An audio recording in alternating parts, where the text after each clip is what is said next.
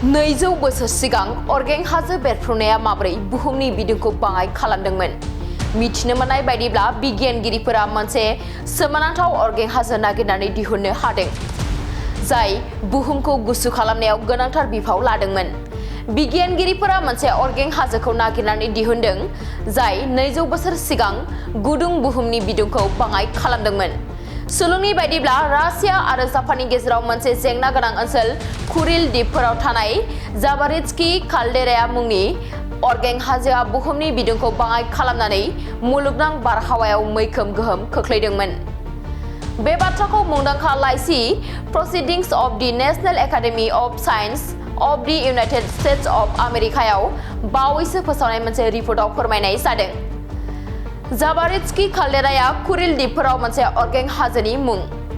काल्डेराया मोनसे जिअ'मर्फिक दाथाय जाय अरगें हाजोआव मोनसे गिदिर बेरफ्रुनायनि उनाव मोनसे गिदिर हानि बाहागो गोदोनायजों सोमजिखांदोंमोन। मख'नो गोनांदि जाबारित्स्की काल्डेराया 1831 मायथाइयाव मोनसे बेरफ्रुनायनिफ्राय जोनोम जादोंमोन, जाय बुहुमनि मोनसे गुवार बाहागोनि बिदुंखौ बाङाइ खालामदोंमोन। 1831 मायथाइयाव बे अरगें हाजो बेरफ्रुनाया ओरैबायदि गोहोगोरामोन दि बियो सा हेमिस्फियारनि बिदुंखौ 1 डिग्री सेल्सियाससिम गाहायाव लाबोदोंमोन। बेयो बुहुमखौ गुसु खालामदोंमोन, लोगोसे गोबां बिबांनि सालफार डाइ अक्साइड गेसखौ बारमण्डलाव हगारदोंमोन, जाय साननि सोरांखौ होथेदोंमोन आरो मुलुगनां बिदुंखौ गाहायाव लाबोदोंमोन। गुबैयै बे गेसाव मोननाय सालफेट एर'सलफोरा जोबोद फिसा आरो गोजों गुनद्रासाफोर जाय अख्रांमायाव साननि सोरांखौ रिफिहोयो। बेजों बुहुमसिम सौहैनाय सानखराङारि गोहोनि बिबाङा बाङाइ जानायजों लोगोसे बुहुमनि बारमण्डलनि दुंथायाबो बाङाइ जायो। 200 बोसोर सिगां अरगें हाजो बेरफ्रुनाया माबोरै बुहुमनि बिदुंखौ बाङाइ खालामदोंमोन?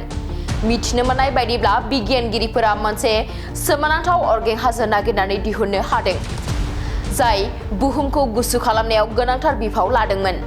बिगियानगिरिफोरा मोनसे अरगें हाजोखौ नागिरनानै दिहुनदों, जाय 200 बोसोर सिगां गुदुं बुहुमनि बिदुंखौ बाङाइ खालामदोंमोन। सुलुंनि बायदिब्ला रासिया आरो जापाननि गेजेराव मोनसे जेंना गोनां ओनसोल कुरिल दिपफोराव थानाय जाबारित्स्की काल्डेरा मुंनि अरगें हाजोआ बुहुमनि बिदुंखौ बाङाइ खालामनानै मुलुगनां बारहावायाव मैखोम गोहोम खोख्लैदोंमोन।